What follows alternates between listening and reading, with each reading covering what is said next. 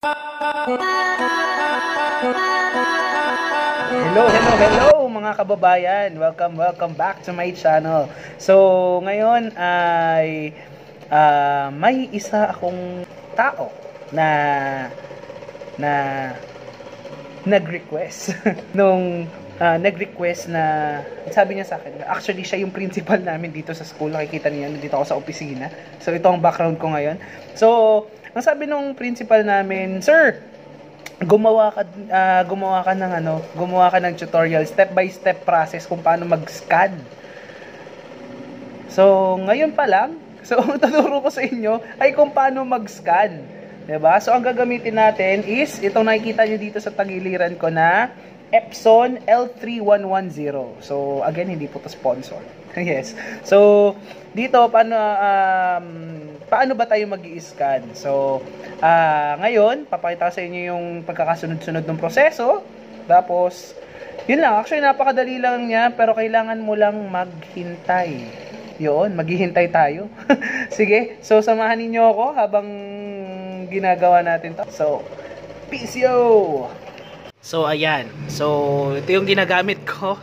Ayan. So, sabi ko nga ito yung Epson L310. So, again, hindi po tayo sponsored. So, yan. So, nakita ninyo, kabubukas ko lang. Actually, bukas na yan kanina. Pero, dahil nga sa aking, ewan, di ko alam, kalikutan, namatay. So, yan. So, punta muna tayo sa isang file manager. Yan. Control panel pala. Yan. So, punta tayo dun sa my view devices and printers. Ayan. Tapos makikita ninyo, nandito na yung mga printers na offered. Pero sabi ko nga, ang gagamitin natin ay ito. Ayan. So, right click nyo lang yan. Tapos, start scan. O, diba napakadali lang ng proseso. Tapos, gagawin ninyo, paano tayo di kailangan natin ng mga dokumento. Ayan. So, hindi ko syempre papakita sa inyo at medyo makakalaga ito. So, ayan. So, nakita natin. Ayan. So, ito yung Epson. Buksan natin siya. So, actually, sabi ko nga kanina, nag-i-scan na ako kanina. So, ayan. Nagpapalit lang ako. Tapos, palitan ulit natin siya. Ayan. So, make sure na tama yung ini-scan ninyo ha. Ayan. Bumaliktad pa. Ayan. Tapos, ayan. Set up lang natin maayos. Ayan. So, ayan. Then, sarado. Tapos, ang may ginagamit ako kanina, so, depende naman yun sa kung anong trip natin. So, makikita nyo dyan, meron akong gagamitin na sinasabi ditong last used setting. So, ito yung, syempre nga, sabi ko kanina, ako yung nag-scan na kanina. So, ito yung ginagamit ko. So, documents, syempre colored lagi. Kasi, syempre, pag minsan mahalaga yung dokumento. Then, yung resolution, ginagawa kong 500.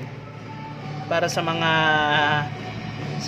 ano lang dyan. Tapos, ginagamitan ko rin siya ng -4. -4. Tapos, yung contrast na ginagamit ko rin is 7. Then, guys, kung gusto nyo makita kung anong kakalabasan, so, pindutin nyo lang yung preview. So, yan. So, makikita ninyo dyan. So, syempre, blur ko yun mamaya. Then, pag okay na, yan, so, makikita nyo dyan, yan, nag-waiting pa. Then, pag okay na yan sa inyo, okay na yung lahat-lahat, yan. So, pindutin nyo na yung scan. Then, yan, nag-start na siya ng mag-scan. So, sabi ko nga sa inyo, matututo tayong maghintay. Kitang-kita nyo pa lang. Medyo pang matagalan yan. So, mamaya, babalikan ko kayo. Ayan, welcome back. Ayan. So, actually, yung paghihintay natin dyan, it approximately 2 to 3 minutes yung paghihintay. So, yan. So, pag nakita ninyo, so, pwede niyo siyang piliin kung review, organize, and group items to import or import all items now. So, ako kasi, ginagamit ko is itong pangalawa. Kasi makikita ninyo, ayan, import, pindutin nyo yung import, then lalabas yan. So, ito na yung mga files ko kanina. So, magkakasunod yan. So, pang number 17 yung in-scan ko kanina. Then, afterwards, yan na siya. So, nandyan na lahat. Actually, makikita nyo tong folder na yan. Halimbawa, for example, yung folder na yan, o yung folder na i-scan ninyo, dun sa pictures, then, merong nakalagay na date. Ibig sabihin, ito yung araw na nag-scan ka. So, nakalagay dyan, 2019-12-28. So, yan yung araw ngayon. Then, ito na siya. So, ayan, alam nyo na kung paano mag-scan. So, I hope marami kayong natutunan. And, shout out pala sa aming principal na ma'am. Baka naman.